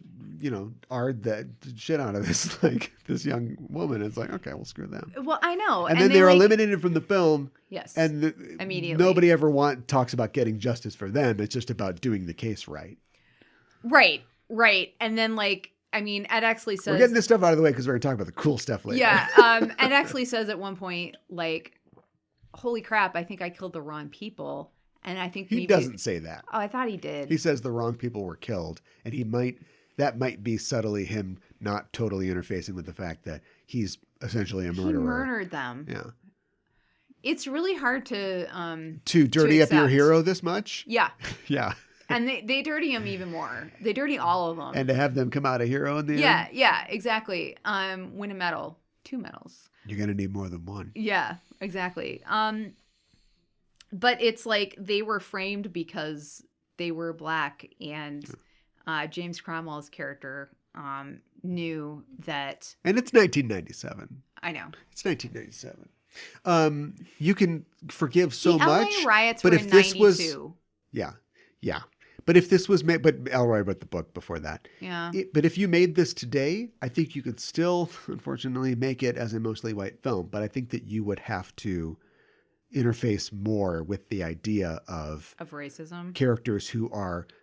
They're like caricature pluses. They're like barely more than caricatures. Yeah. Even if they're not the stars of the story, fine. They're just human enough so that when they are mistakenly murdered by the hero of the film. Yeah, because they were framed. Whew, that's a sad end. Yeah. But then we just move on. Yeah. That's all I'm saying. You tell these stories and you want to include every aspect of them. When they're told only from the white side, they're just going to be from the white side. No, absolutely. No. But they were, I don't know if we talked about this, they were framed Pierce Patchett, you don't have a Hattie McDaniel? Come on, no, I'm just kidding. Go ahead. My God. They were... Or Josephine Baker, at least. Yeah, right. They were framed for the Night Owl murders, which killed a cop was killed. What's his name? Stens? So people were really upset about that, and that kind of made it so they were unsympathetic and didn't have a lot of empathy for these guys once they caught them. Yeah. And they were pretty sure they caught the right guys, and we find out later that the cops that were there first planted the rifles on him. Yeah. It's upsetting, but yeah, they are this young girl, and it's just like if wow. Exley and Vincennes, Kevin Spacey's character, weren't such good detectives, they never would have been. They essentially unknowingly stopped the assassination of these. Yeah, you're right. Of these patsies. Yeah. Because then they bring the patsies in, and then those two assassin cops must have been like, well, there's actually a shot where you see them look at each other like, what the hell? But we don't know what it means until later. Yeah. And so everything kind of worked out. Eventually worked out, I mean, for the bad guys. Yeah. But there's no way that like Dudley Smith the captain could have known that Ed Exley would have gone like hammer on everybody. No. I mean, it's interesting because as the movie goes on, he plays people. There's almost off a of lesson each other. there. Yeah. Like over policing is bad or something. Yeah. Yeah. I know. So let's talk about the cool stuff now that we we got cool stuff already? Yeah. But the racism's bad. It's not great. Yeah. That's cool though? No. The cool stuff. Yeah. I'm starting the cool stuff. Yeah. There's a lot of cool stuff in this movie. And sometimes I complain about like overly obvious screenplay things, but sometimes a screenplay just does it right. It sets everything up and then it takes everything down and there's nothing left and no muss, no fuss. And you're like, all right, nice job. And that's why this won an Academy Award for Best Screenplay. Yeah. At the beginning, when he gives him that speech and he says like, you know, don't ever be a detective for the love of God. You can't do these things. And all we see of Exley is that he's this dork with glasses. Yep. Everybody hates him and we think this is the bad guy. At this point, we don't know that he could be a squirmy, you know, greasy villain guy. Yeah. Because all the guys we like, it's ironic to say, Kevin Spacey doesn't like him. Farmer Hoggett doesn't like him. And Farmer Hoggett's like, call me Dudley. And it's like, oh, this guy's nice. And so it very well sets us up. Usually you say like, here's a character who's weak and they're going to have to be strong by the end. Right. Conan watches his mother and father die, becomes strong. Also maybe R-ing somebody, but we're not going to get to that. Right? But instead we set Exley up as, what a piece of shit. Yes. Right? Yeah, nobody likes him. And Farmer Hoggett, this guy's in a film. This is going to be the wise old police captain. Right. And we're going to cross that X. They're both going to go the other way. Yeah. And it does it really great. There's also a great bookend where the movie starts with a two-way mirror in that after Bloody Christmas, Exley flips on everybody. He rats them all out and they send him behind the mirror. And then he is there to basically spy on Vincennes getting, you know, the third degree and then also being told that if he doesn't cooperate, he's going to lose the show. And so he plays along. Yeah. And then the commissioner is looking through the window and he's like, nice. Okay, kid, this is a nice thing you set up here, but, you know, watch your ass. You're not there yet type thing. Then at the end of the movie, after Exley has killed a dozen cops. I know. So like many cops are in dead. Self-defense. Yeah. And then the commissioner's like, what the hell are you laughing at? And it's also through a two-way mirror, but the situation is completely different because like he's basically like in hock now. He's the one who's in trouble, but he's got the power. That's a great reversal. It is really great. There's some like great shots in this too. Yeah. Like when you're talking about the first two-way mirror, like we see this shot of Exley looking out at Vincennes, and you can see you see it's shot from the back of him, but you see his reflection in the glass. Yeah, something that the people on the other side probably couldn't see. Right. It's for us. It's for us. Yeah. So you can kind of see his reaction, even though it's shot behind him. You just turn the lights on behind the mirror. Yeah. But there are a lot of really great. I think this is directed well as being written well. Fortunately, Curtis Hanson's passed away, but I don't feel like he's directed anything else that really impressed me too much. All right. I'm trying to think off the top of my head, and I can't, so I'm probably just going to look it up and do my new favorite thing, which is Googling on air. Yeah. People love it. It's a big bit that we have on the show. He directed 8 Mile. Oh, okay. Which is fine. Yeah. I don't love 8 Mile, but it made a lot of money. It's very successful. Yep. Wonder Boys. All right, we're kind of heading down now. Oh, I don't know that. And that's about it. Okay. The River Wild. Some would say underrated. I would say heard of that one. Rated fine. Oh, okay. Only directed about a dozen films. Okay. But I think one of the strong suits of this film, we've kind of touched on this already, but is the casting. It's just really well cast. A lot of really excellent actors in this. Yeah. Crow came right out of Australia. He might have made that. He did like a movie with Salma Hayek, like a romantic comedy, but he basically came right out of a movie called Romper Stomper. What? Okay, that's a weird name. What is a Romper Stomper? Yeah, sure. What's the problem? Just sounds like a romper, like the outfit. I don't say the problem is. Yeah, okay. Where he plays a skinhead. And wow. And he is basically the same character, just a Nazi. So he is scary and tough. And Hansen was like, I think that's what I want, but we're gonna like make him, ultimately Softer. A good guy. Yeah. And dig a little bit, but not much, into what's behind that, and that is abuse. Well, yeah. If this was made today, they would definitely examine the abuse more. They would. Acknowledging Absolutely. it, period, is a 90s thing. If this was the 50s, it'd be like, my old man was rough. Moving on. Yeah. Why does this guy hit everybody? Right. We understand that it's, part of a cycle. And honestly, every character, except Kevin Spacey literally says, I don't remember why I became a cop. And it's like, okay, well, I guess we're moving on. Yeah. But Exley's got the same thing. Like he's a victim of violence. His dad was killed, and he wants to catch Rollo Tomasi. And so, yes. Good casting on Rollo Tomasi, by the way. So that was that. That was great. Yeah. Guy Pearce had not done much at this point either. Yeah. But he came in and they're just like, nope, that's our guy. Kind of weasel faced guy. He is kind of weasel faced, and I don't know, but I think it's well cast. I actually don't know how they landed on Kim Basinger, but it was the right move. She's fantastic. Won an Oscar. Yeah. Probably one of her best roles. So yeah, good stuff all around. Danny DeVito was great. Yeah. I well wonder cast. if he produces a ton of stuff. I wonder if he had a hand in the pot here. Great question. Be smart if he did. Yeah. I can't remember if I wasn't watching at the beginning, but yeah. And like we already said, James Cromwell, excellent. Yeah. I guess I feel like I have to mention this. Isn't Russell Crowe slightly problematic, or was that just like his relationship with Meg Ryan did not end well? I think that he threw a phone at somebody. I think there's a lot of Bud White in Russell Crowe. I think he's calmed down and we've basically just, forgiven him. But not like same level as Kevin Spacey by any means. Not so much that so remember the Batman? Yes. The guy, maybe the part was too small. Remember the police commissioner comes in? Was it Commissioner Loeb? I suppose that's who, usually is not Gordon. Right. Didn't that guy look like Russell Crowe? Yeah, kind of. He's a big guy, got a beard. Yeah. I remember thinking that was Russell Crowe. Yeah. He does look kind of like him.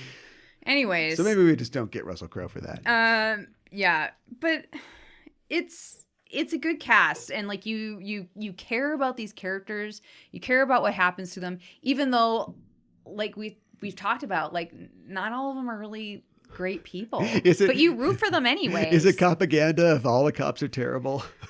Yeah, I know. And like there's a part of me, I just have to mention it and we'll move on. There's a part of me watching this, I just feel like we used to have like cop shows and movies like all the time. We're like, yeah, the cops, they're great. And like, I just feel differently about it now after like, and I don't know why it took so long, but like after what happened to George Floyd, I just feel way differently about how I view cops and how I view media that shows cops. And so it's hard not to have that in the back of my head while I'm watching this, even though I have to say I still really, and I'm not totally giving my review now, but this is a fun movie to watch, and I've seen this before, but I didn't really remember it that well. Yeah. So when the twist comes, and which one?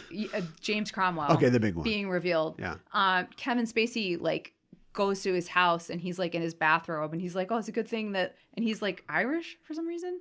Call me Dudley. Smith could be an Irish name, but my headcanon is that like he's not really Irish, but he's a cop in Hollywood. So he's kind of playing a role. He's kind of pretending to be Irish. Because sometimes he's super Irish, and he's like, don't start doing good things. You don't have the practice. Yeah, right. And he's got these little little sayings and stuff. But then other times he's just like, yeah, I'm gonna murder you. Yeah, like he's like folksy and stuff like that at times. Yeah. But like he is making coffee, I think, like on the stove, and like Kevin Spacey is sitting with him in the kitchen, and he's like, oh, I've discovered this thing, and I think that this and this means this, and this is connected. And James Cromwell is like, oh, so have you, because I think he was working with Exley, right? Yeah. He's like, so have you told Ed yet? And he's like, no, I came here first. And then just like, bam, Dudley like shoots him. Good. Boom. And I'm like, holy crap. Yeah. You know, it's mind-blowing because like you said, you trust this guy right away. You think that like, oh, he's a really good cop. He's going to be the police chief that's like, oh, I'll take you under my wing. I'm going to teach you everything I know. And it turns out to be a complete falsehood. Yeah. And it's just like... And he's good at that. I mean, he's got a lot of power. Yeah, he's the police captain, but like he's also, you know, later on they realize, so he goes completely, he's just murdered Kevin Spacey and he goes to, we got to go find the murderer of Kevin Spacey, everybody. The press conference. Yeah. It's a press conference I'd like to hear. But anyway, and then he goes to Ed and he's like, Ed, well, one second. So we got a tip on somebody, a guy named Rollo Tomasi. You know anything about that? And smartly, Exley's like, oh, no, I never heard of that.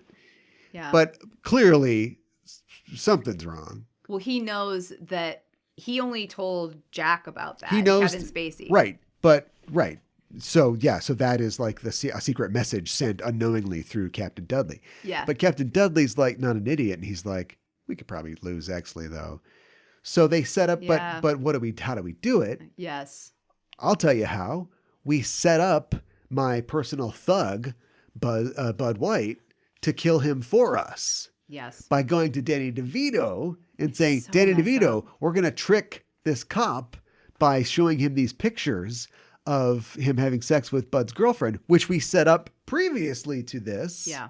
But even then, he's still taking in the loose ends because soon as Bud runs away and Danny DeVito's like, geez, that guy hit me really hard. Okay, let me go. And they're like, no, we're not going to let you go. We're going to kill you right now. Yeah. So he's just like cleaning up all the loose ends. I know. It's depressing. It just reminded me just now, like, would you consider Roger Rabbit a noir? Because like... Great question. Because they show patty cakes of, I said it. Jessica Rabbit playing patty cakes with some guy. I don't think there's any way that we can make this cartoon movie a noir. I think it would be a neo-noir for that reason, right? It is I don't know. Oh, you got me there. I'm going to say it's a neo-noir. It is a noir film that features cartoon characters. Yes. If Roger Rabbit was just a man, if the judge was just a very strong guy like Judge Holden from Blood Meridian and didn't have swords in his eyes or whatever, it all still works. And there's this is popular in a lot of things of this time because wasn't also Chinatown about this? Was Chinatown about the highway or just about the water? No, because it was Mulholland. I think it was just water. Yeah. But there's a land development thing in this, right? That's part of where Patchett gets his money and presumably where Smith will launder his heroin money is in the highway. And that is exactly what Roger Rabbit is about. Yeah. Running a highway through Toontown. Right. You stumped me. I don't know. I know what the show art's going to be though. Okay, great. But this is, I love how like everything is connected in this. And it just keeps you guessing what's going to happen. And like, I don't think that they telegraph what's going to happen next. You just like, it's just slowly revealed. And like, everything is tied up with each other. And it's like, they're unraveling a sweater that's all knit together and everything, you know? Yeah. And I will say that it's you know, it's a movie that's violent in parts. You might come away thinking, oh boy, this is wall to wall violence. It's not. There is like building tension and there is swift and blinding violence that has a greater effect because of that. And sometimes it's like, it's fun to see Bud beat up a guy who is just going crazy on his wife on Christmas night for some reason. I know. But then later on, like Bud is getting angrier and angrier when they're talking to these, possibly innocent black kids. Yes. And then he he destroys that chair when he's like, he just crushes a chair in his hands and you're runs like, in whoa. and plays a little impromptu Russian roulette with the kid. And you're like, which is terrifying. Whoa, yeah. And then later on, when he learns, about Exley and Lynn, and he heads to each of them in turn, and you're like, we've watched this guy do some crazy stuff. I don't know what's going to happen to these two characters. I know. And they have that great. It's just been done so many times, and it's even kind of cheesy. But like when Exley's in the records room. And Bud walks up and you see him through the frosted glass before he opens the door. You're just like, it's like Darth Vader coming in. Yes. Yeah. It totally is. And he beats the crap out of him and Exley beats the crap out of Bud. They're equally, like, they're beating each other up. And like Exley, while he's getting beaten up, is like, wait. Please stop beating me up. Stop and Please listen stop. to me. Listen to what I've found. Yeah. Dudley is trying to get you to kill me. This is why. Yeah.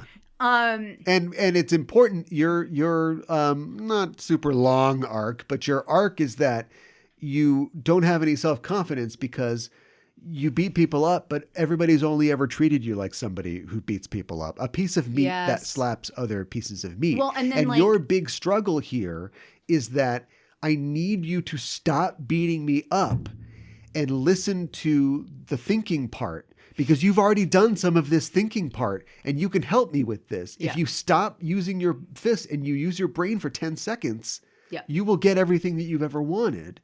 And luckily he does. And then they're able to like totally Starsky and Hutch the rest of the movie. But he could have just thrown Exley through that window instead of that chair. And that would have been it. I know. Well, and they're like such an unlikely team because they set it up really early on where Exley's like the snitch and like Bud freaking hates him because he got his partner sacked.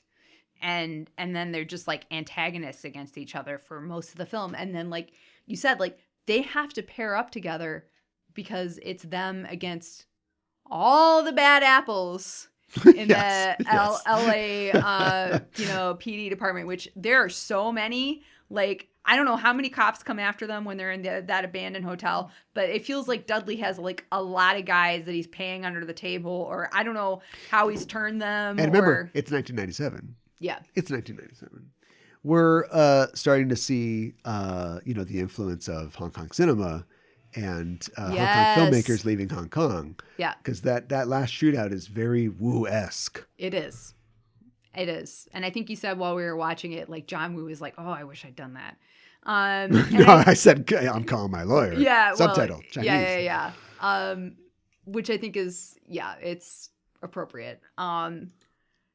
It is very reminiscent of his films. And also like his films pair up unlikely characters that you think like, why would these two characters get along? Or why would these characters like team up with each other? So it's very John Woo-esque, even though it's a noir. You just need Bud to rappel down the side of a building with a baby while he's on fire. And exactly. You got it. Yeah, that's all you needed to do. Do you think John Woo wishes that he had made a noirish film like that? Maybe. Now I'm thinking through about his catalog. I don't think he's ever really done anything like that. I don't think he has either. His stuff is inspired by that, and some of his characters, in a sort of pre-Tarantino way, enjoy or talk about films or like characters. He's definitely got that. And then they made that like that Bruce Willis movie that was like Yojimbo, right? It was like Last Man Standing. Okay. Where it's Yojimbo, but he's got 245s, like a John Woo character. Okay. Huh. Come on back, John Woo. I wish he came What's going on with John Woo? I think he made He's some old. Films. Yeah. He's older than you'd think. Yeah. He made some films that didn't do too well over here, and then he was like, screw this. Wind Talkers? No, come on. I know. Look, I think Two-Face is underrated. I'm just going to say it. Two-Face? Face Swap. What is it called? I also like Two-Face. What is it called? Oh my gosh. Face Off? Face Off. What is wrong with me? I think you're forgetting a particular poison pill, and that is Mission Impossible 2. I think, okay, hear me out. I think that's more enjoyable than we give it credit for.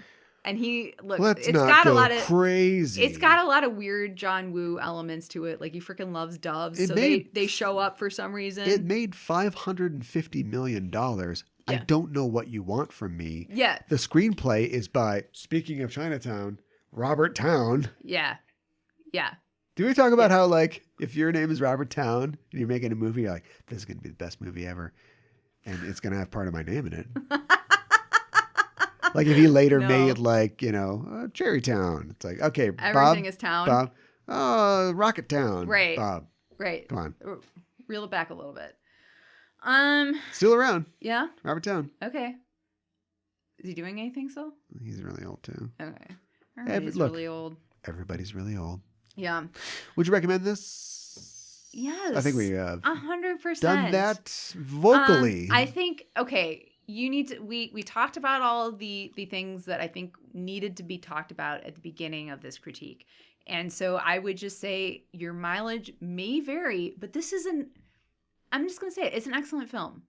So yes, I 100% recommend this. It's a movie that you can only be kind of disappointed that it is brushing up against the kind of issues that nowadays we want you to talk about. I love you solving the mystery of the heroine and the sex workers cut to look like movie stars. Right. But like the real problems here are cruel, brutal over-policing, racism, poverty, sexism. The poor old lady. You imagine that. Oh my God. The girl who, Susan, the girl who becomes murdered. their, not Lana Turner. It doesn't really matter. Her name's Susan. Yeah. Rita Hayworth. Yeah. I found it.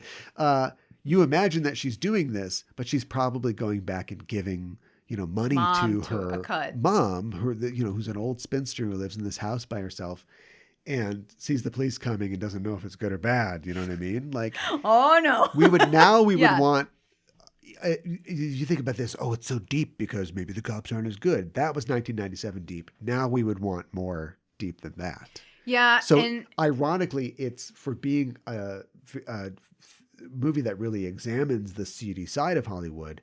It is, by today's standards, I think, a shallow look at that time period. I think so too. And like but that's my only detraction there, because I think it deals fairly with those, and it doesn't deny any of those issues without really diving into them. I have a lot of empathy for Susan's mom. I mean, she's just a lady who's trying to live her life. I love it when Bud already comes to her house. Yes. Finds a dead man under her crawl space. Which she didn't know about. And I thought she knew. Yeah. She didn't. She honestly didn't. Still not sure that she knows when he finds it. I think she thinks it's a rat. And she's just he comes up with two wallets. I think that she can put two and two together. And then Exley, who's just a few steps behind her, pulls up and she sees another cop in a tie. And she's like, I already told the other guy, leave me alone. Yeah. She tries to go inside. Yeah. Yeah. She's just living her life. Her daughter was brutally murdered. Yeah. Just leave this poor lady alone. Yeah. Yeah, I would say give it 26 pounds of heroin. Watch this movie. If you somehow haven't watched this movie by now, watch it. Here's your challenge. Here's your mystery to solve. Finding the movie to watch. It's not easy. Tubi? Yeah. Roku? One of those two. Both of those Crindy. two? Yeah. I don't know what's up with what streaming services? Warner Brothers? Who was it? Universal. I think it's on Anyway. HBO, or was it not on HBO? You can rent it on Apple Plus.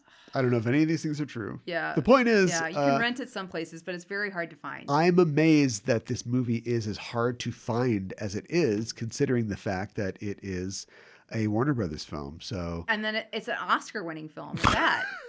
I know, right? So you think it would be way easier to find. Yeah. Do streaming services not want to pay for it? Yeah. Is that the problem? Is it like know. This is too expensive, too rich for my blood? Who's the Rollo Tomasi that's behind this? Yeah, I can't keep getting away with it. I had this other thought. So there's a ton of heroin in this. I'm just gonna say it already. Prediction: 100% more entertaining than Cocaine Bear. I'm gonna go with that. Yeah, Heroin Bear not quite as exciting. The bear ate 50 pounds of heroin. Time for early hibernation. All right. Yeah. Get me a trailer full of Narcan. Yeah, right. Narcan Bear. What about N.A. Bear. N.A. Bear? Hi, my name is Bear. I'm an addict. Oh my God. Why does my bear sound like a horse? I don't know.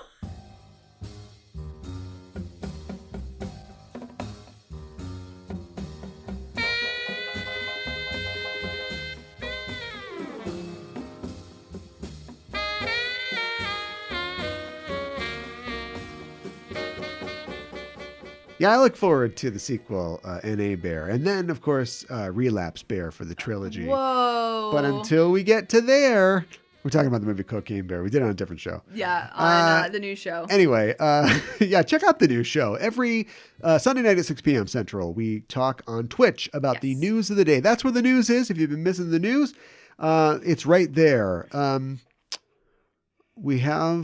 I'm worried now. Uh-oh. I got my first copyright strike for using Star Trek music on Twitch. So I don't know if that's a good sign that I'm getting the kind of views that I'm getting scrutiny, or if it's just totally random chance. We know Star Trek news comes down show hard. doesn't have to worry about because I wrote that song. Did you really? I should probably trademark it or something. I didn't know you wrote that. You never told me that. So nobody can get me. I wrote a bunch of songs for our podcast network back in the day. I just don't use them all that often. But anyway, I'm thoroughly impressed. Thank you. Catch the news 6 p.m. Central on Sunday nights. We talk about all the news that's fit to cast in the world of nerdy entertainment. You know how it works. Yes. If you're not doing that, though, go to your listening platform of choice and subscribe to the show, because that's how you get this show and our reviews of films, movies, TV shows, all the good stuff from the Nerd Sphere. Thanks to our patrons for picking this. I would have been just as happy to watch Doubt, probably, but I was glad to revisit this film, which I hadn't seen in a while, and I think definitely deserves all the appreciation that it has received from people over the years. So I'm going to say I'm happy we watched this. Okay. I did want to see the Doubt. She got doubt about the Doubt. I remember not liking the film, so I was not super thrilled at the possibility of watching that again. So you dodged a bullet, unlike many characters in this film. Yes. So go to your listening platform of choice, subscribe to the show, give us 5 mentalists, because Simon Baker was the young actor who was murdered. That's how I recognized him. Yes. A very young Simon Baker made his maybe film debut, I don't know, in LA Confidential as actor who was murdered. Because he was gay and he overheard stuff. He got caught up in a conspiracy. Yeah. But anyway, so that's pretty depressing. That also could have maybe been done more sensitively, and I think nowadays would be. Do you think? I wonder what Kevin Spacey thinks about all the moments in 90s films that he was part of that were like that. Yeah, good point. Yeah. We still had, I think we were getting better, but I think in the 90s we still had a lot of homophobia. Yeah. Anyways, I didn't mean to bring us down. Yeah, how about 5 stars? Yeah. Bring us back up. Give us 5 stars. We'd appreciate that. We'll be back next week to talk about something else. Until then, we're signing off, and I'm your host, Caliban. I'm your co-host, Mikan Hana. Keep the geek fires burning.